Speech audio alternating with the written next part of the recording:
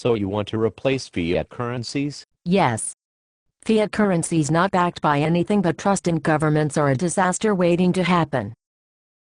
Tell me more about energy-based currency and trading in digital certificates. Energy-based currency is like gold or silver-backed currency, only it is certificates that can be redeemed for units of energy, like kilowatt-hours of electricity or liters of gasoline. How is that better than backed by gold or silver? The supply of energy tends to grow with the economy. The cost of producing and distributing things tends to track the amount of energy that went into it. The cost of gold and silver as commodities reflects the costs of the energy that went into delivering them in that form. So in some sense, aren't gold and silver-backed currencies already energy-backed? You got it. The difference is that there are more forms energy can take, and forms that are of immediate use. Also, energy is easier to measure, verify purity, and divide into small amounts for small transactions. I've been wondering how I could buy a pack of gum if all I had were gold coins. Wouldn't they have to be very small coins? In 1789, a $10 gold eagle coin contained 247.5 grains of gold. A troy ounce is 480 grains. Today, a troy ounce of gold is trading at over 1,400 Federal Reserve notes, or about 2.92 Federal Reserve notes for a single grain, which is about the price for a gallon of gasoline. What does a grain of gold look like? Like a grain of sand or salt. Too small to be used for currency by itself. So we would have to alloy it with a lot of something else, or maybe embedded in a piece of clear plastic to get a usably small amount for small purchases. Right.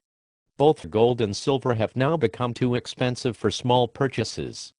They are now mainly useful only for large transactions, and not for ordinary currency. How did it happen that gold and silver got too expensive? The supply of gold and silver did not grow as fast as the world economy, which would have been deflationary if the world were on a gold or silver-backed standard.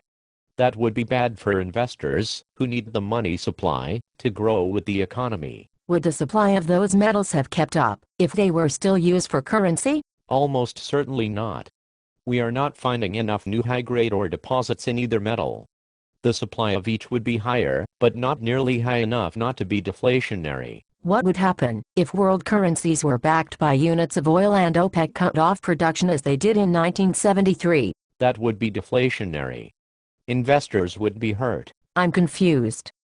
You mean most prices would go down? Measured in units of oil, yes. The average commodity could be purchased with a smaller amount of oil.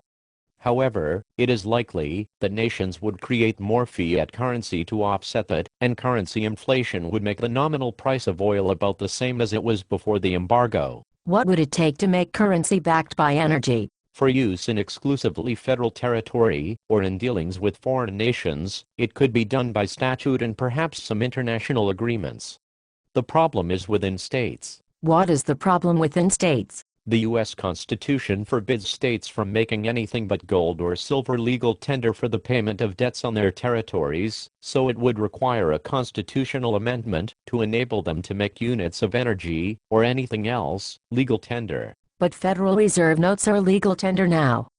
How did that happen? By the Union government violating the Constitution, and the Supreme Court letting them get away with it. It goes back to the legal tender cases after the Civil War, when the Union wanted people to accept paper money backed by nothing in payment for its debts incurred in the war. But didn't people still have gold and silver, and want to use it? Yes, and they did until 1933, when FDR got Congress to let him order everyone to turn in their gold to the Union government, giving them Federal Reserve notes in exchange. And people went along with that.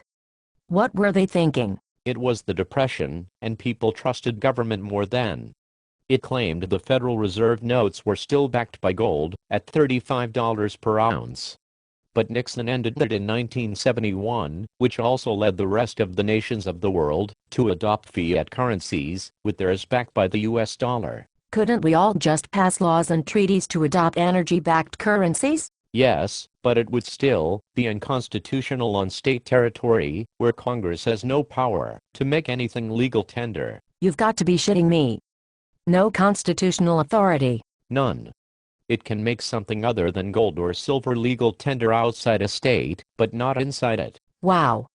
So here in the state all these Federal Reserve notes are not supposed to be used for money at all, and making people accept it for payment of debts is arguably criminal, except that no one is allowed to prosecute the crime. Getting government to reform money seems to be an insurmountable undertaking.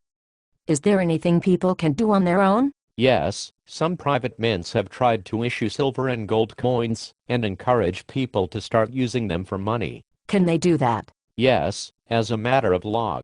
However, the feds have been trying to find excuses to prosecute them, and seize their gold and silver, without compensation. How can they get away with that? Don't expect justice from the courts. They are not willing to stand up for the Constitution against the other two branches and the powerful interests in the background. Is there anything else we can do? Yes, we, or at least those of us with computers and an internet connection, can use digital certificates to trade things. How does that work? It involves what is called public key encryption, whereby each person generates a pair of keys, one public that is disclosed to the world, and one private that is kept secret. People can use them to send secure messages to one another that only the recipient can read, and he can verify the sender. That sounds complicated. I won't ask about the details for the moment.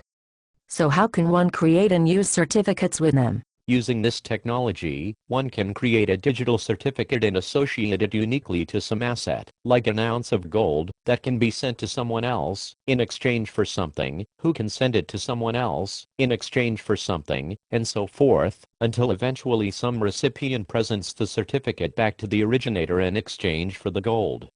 Along the way, people can use it to exchange for all kinds of things, goods, and services. So anyone can create his own money and issue it to the world. Right. Every individual with at least a small computer can become a kind of bank.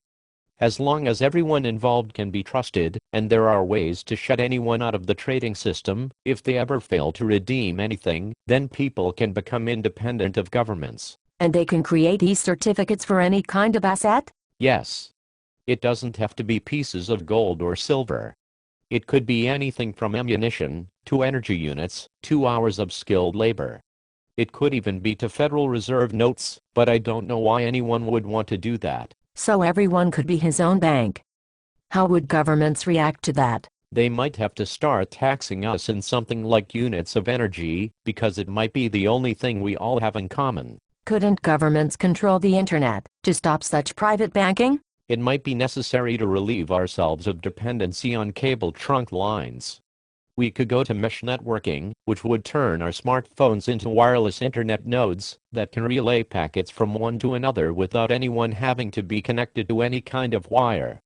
A wireless internet of portable nodes. Is anyone doing such digital certificates now? Yes, a good example is at loom.cc, but there are soon likely to be many more. How much time do we have left to use these things to avoid global catastrophe? It is probably already too late to avoid disaster, but we need to get started to save what we can from the disaster. Never mind saving the ship. We are looking for lifeboats and life preservers now.